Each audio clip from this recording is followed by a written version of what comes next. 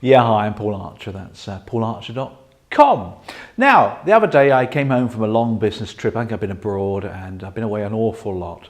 And all I was doing every weekend was working and preparing, and I love my job. But my wife said to me, look, Paul, she said, you need a hobby, you need an outlet, you need to sort of let go of yourself, otherwise you're going to get really dull and boring. I thought, well, hold on, I better get myself a hobby.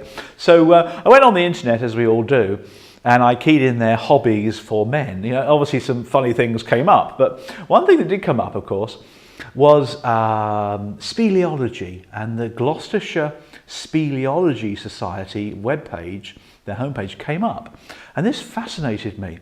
So I contacted the lady of the Gloucestershire Speleology Society and asked about, what's this all about?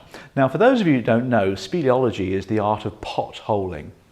So let me draw you a little picture here up on my whiteboard, because potholing over in the Forest of Dean is a very popular pastime. And I wanted to find out from the lady who ran this society, what is it about potholing that's exciting? What's interesting about it? She said, well, if you're climbing along a sort of mountain area or sort of hilly area and you come across a little hole in the ground, that, she said, is why we pothole. That's exciting, she said.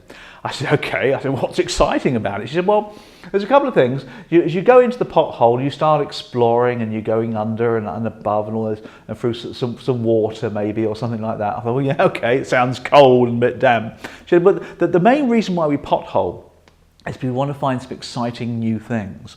Because every now and then we turn a corner and we might find another little hole which we can go down to, and that might, for example, reveal not very much at all. They might reveal a dead end, and that's quite depressing, she said. But what we want to do is we want to find caverns or openings in the ground which opens up a massive, great big area where we can go exploring. There might be some stalactites and stalagmites and colours and the vision and the water and the rocks and loads of things to explore, and that's why we just love potholing, she said to me.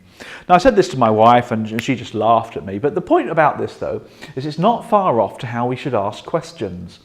I talk about something called power questions, and a power question is exactly this. So let's just put the title up there first of all, a power question, because when we're in coaching or selling, whatever it is that we're doing with our customers or our coachees, sometimes we need to ask good questions. I mean really good questions. I call that a power question. A power question opens up massive amounts of information or space in which to explore further.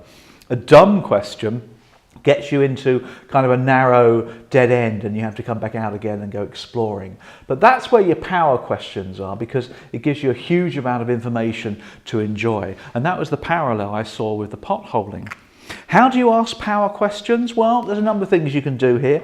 You can have a really good state of curiosity. You can keep your questions short. You can stop waffling over it, stop machine gunning the question, keep it short and to the point. And just go quiet when you've asked it. That's how you ask a power question. Where do we go from here? What did you do well? These are all kind of power questions. They all give you information that allows you to explore caverns. And I said to my wife about the speleology, and I talked to her about it, and she just looked at me and she just laughed. She said, no, you're not, she said.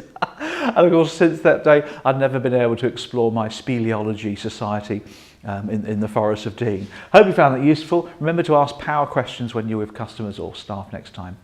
Hope you found it useful. Paul Archer, paularcher.com. Bye.